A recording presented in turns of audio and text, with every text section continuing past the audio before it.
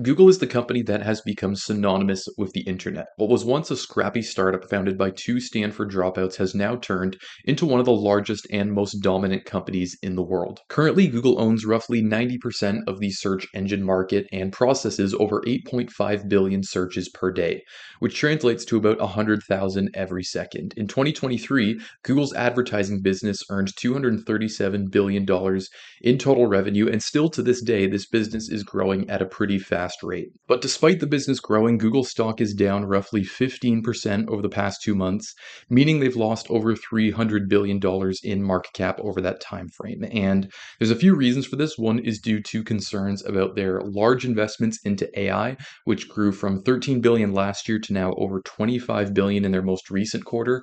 Some investors aren't entirely convinced that all this spending will actually pay off someday, but more importantly, due to the onslaught of antitrust issues that they've been facing over multiple parts of their business, where just last month the courts definitively said that Google's search engine business is a monopoly and they violated Section 2 of the Sherman Act, which is the piece of legislation that basically says monopolizing a market is illegal. So in this video, I want to go over what exactly is going on with these antitrust cases. So what's at stake for Google, and if Google ends up losing these cases, what does that mean for their business? And also, what does it potentially mean for markets overall going forward?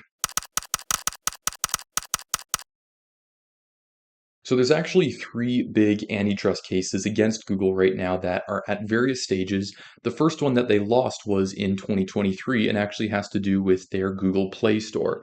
So the company Epic Games, who are the makers of the game Fortnite, they released a mobile version of this game in 2020 and they put it on the Google Play Store. And the Google Play Store takes a 30% cut of all sales made on their platform, which includes in-app purchases, which Epic Games thought was ridiculous. So what they did to get around this was start encouraging Fortnite players to pay Epic directly for purchases of in-game items rather than using the Google Play Store, which Google said was a violation of their terms of service and then promptly kicked them off the Google Play Store. So then Epic Games sued Google, claiming that they had violated antitrust laws by acting as a monopoly, and after 3 years, they eventually won the case. Now, the whole point of antitrust law in the first place is to protect consumers. It's to encourage competition in a market and ensure that innovation isn't being stifled by one company dominating over one single market. And the way antitrust law works is you have to prove that the company in question is blocking competition in some way, and therefore the existence of that monopoly is harming consumers. So how they proved this in the case was by highlighting these contracts that Google had in place with literally every major game developer, where Google would pay them hundreds of millions of dollars to ensure that they keep their games on the Play Store. And they also paid off phone manufacturers, most notably Samsung, to prevent them from pre-installing alternative app stores on their devices. So Google isn't giving them all this money just out of the goodness of their heart. They're doing this to disincentivize them from creating something that could compete with the Google Play Store. Because if these companies have this additional stream of revenue coming in, then it makes it much harder for them to justify creating their own app store, something that would compete with the Google Play Store, because they'd have to basically give up this free source of revenue that they get from Google. It was even found in the case that Google intentionally deleted chat messages from its employees that probably would have made them look even more guilty in this case. So yeah, the Epic Games case was the first antitrust case that Google lost, and the extent of their punishment is still being determined, and of course, Google is going to appeal whatever decision ends up being made. The next case that they lost happened just last month and was much larger in scale because it has to do with Google's search engine business, and once again, they're targeting a very specific business practice that they use, which is eerily similar to the one in question with the Epic Games case. Basically, Google recognized that being the default search engine on the most widely used consumer electronics products would be a huge advantage simply because people rarely ever change their default settings. Currently, Google pays Apple roughly $20 billion annually to be the default search engine on their Safari browser, and they have similar exclusive agreements with companies like Mozilla and their Firefox browser, and of course, Android devices would also use Google as the default. So this has resulted in Google's share of search queries increasing from 80% in 2009 to 90% by the year 2020 and 95% on mobile devices. Even when one of the Google executives was asked about these contracts, they said that they provide an incredibly strong incentive for the ecosystem to not do anything. basically suggesting that these contracts block competition in the search engine market by disincentivizing companies like Apple from developing something that could compete with Google. So the question is this just a smart business move that Google has a right to make? Or is this an attempt to illegally monopolize the search engine market? And remember, proving that a monopoly exists is just the first step. You also have to prove that the existence of that monopoly is somehow harming consumers. So, one thing that was brought up in the case was the importance of scale for search engine businesses, because more search volume means you can collect more data on users and provide the user with better search results and more targeted ads that have a higher chance of being relevant to the user, which is more attractive to advertising buyers. So these exclusive agreements, like the one in place with Apple, blocked rival search engines from achieving scale, which essentially made it impossible to compete with Google. The case also mentioned that internal Google documents showed the company would lose between 60 and 80% of its mobile search were they to lose the default position on the iPhone specifically, translating into a revenue loss between 28.2 and 32.7 billion dollars. So Google clearly has a massive incentive to keep these deals in place. And another important point that I think is worth bringing up is that the number 2 search engine, which is Bing, only brings in about $12 billion in annual revenue, which is less than the 20 billion annually that Google pays to Apple to be their default search engine, essentially making it impossible to compete with them because they'd be running massive losses to uphold a similar contract. And back in 2020, Apple even announced plans to develop their own search engine, but ultimately axed those plans, probably because their deal with Google was just too profitable to give up. And scale isn't the only reason why a rival search engine has failed to win market share from Google. There are also massive barriers to entry in the search engine market. The case mentioned that to launch a new search engine business, it would cost about $10 billion to get it off the ground, and then about $4 billion annually to operate it. And this is even before considering how you would monetize the search engine. And Google actually spends more to operate its ads business for its search engine than it does to operate the actual search engine. And Silicon Valley even describes this business being the biggest no-fly zone. So no funding has gone into search engine businesses for a long time. So ultimately, it was ruled that Google is a monopoly and that they had violated the Sherman Act. So what happens next? Well, the next phase of the process is the remedy phase. And these remedies are basically things that the court will order Google to do to get rid of this monopoly that they are now deemed to have. And right now, it's not really clear what those remedies are going to be. It could be anything from the courts ordering Google to stop these exclusive contracts that they have in place with companies like Apple, which seems like a likely outcome, to be honest, or it could be something more extreme, like forcing Google to be broken up. And this is really the risk that investors are pricing into Google stock right now and why it's gone down so much since this decision was announced. It's the uncertainty about what these remedies will be and if they will cause them to lose some search volume and therefore earn less revenue in their search advertising business, which is their biggest business currently. Now, the third antitrust case against Google right now relates to Google's advertising network.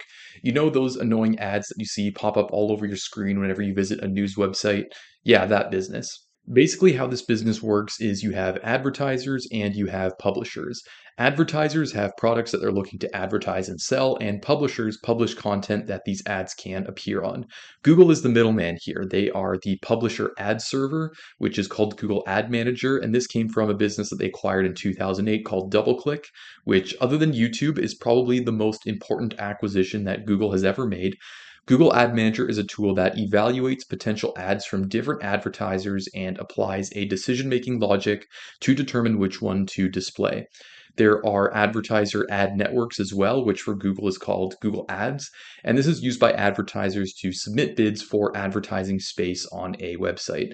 And then the ad exchange receives requests from the publisher ad server and bids from Google Ads to auction off ad space on a website. And this is also part of the Google Ad Manager product that Google has. And all of this is happening in the background within milliseconds when you open up a web page and have ads served to you. Right now, Google earns about 35% of all dollars that get spent throughout this network, which is quite a lot. And last year, this business made Google $31 billion.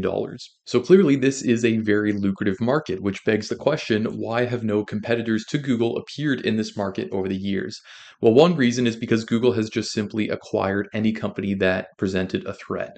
DoubleClick obviously being the biggest one, but also AdX, which is what became Google's ad exchange, and AdMeld, which was an emerging tool at the time that allowed publishers to find advertisers outside of Google, but after Google acquired them, they effectively shut down any aspect of their business that helped businesses outside of Google. Something else that got a lot of attention in this case was how Google dealt with something called header bidding. Basically, what header bidding was a way to circumvent Google's dominance by allowing other ad exchanges other than Google to place bids on a website's ad space. So, in response to the threat that header bidding posed, Google created something called open bidding, which was essentially a Trojan horse to mitigate the threat of header bidding. Because one problem that header bidding had was that it made websites run slow, because multiple auctions had to run in the background for a given piece of ad space, which would be Google and the other competing ad exchanges, before that ad could get shown to a user. So open bidding solved this problem because it would run auctions that rival ad exchanges could participate in, and it would run them on Google servers so websites didn't load slowly anymore. And it also gave other ad exchanges another avenue to auction off ad space and potentially earn fees on that. So naturally, some of Google's competitors signed up for this. But Google also required that the rival ad exchanges pay Google a 5% fee for all transactions that they won, which ultimately reduced the potential payout to publishers that they would receive from the advertisers for hosting ads on their website.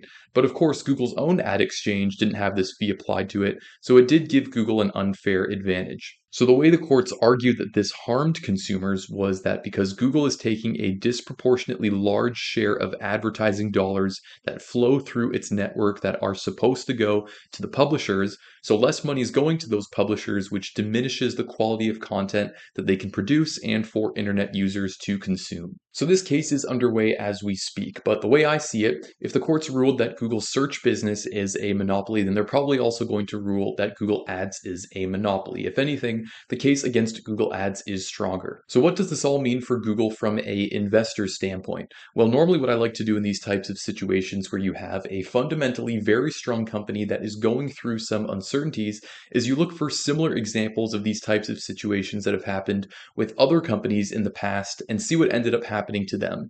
It won't give you the full picture, but it can give you some valuable information. The problem with that is, though, is there's really no precedent for what Google is going through right now. There haven't been many antitrust cases for companies as big as Google currently is. The only comparable case would be the antitrust case that Microsoft went through back in 2001 on the monopoly that they had in the PC operating system.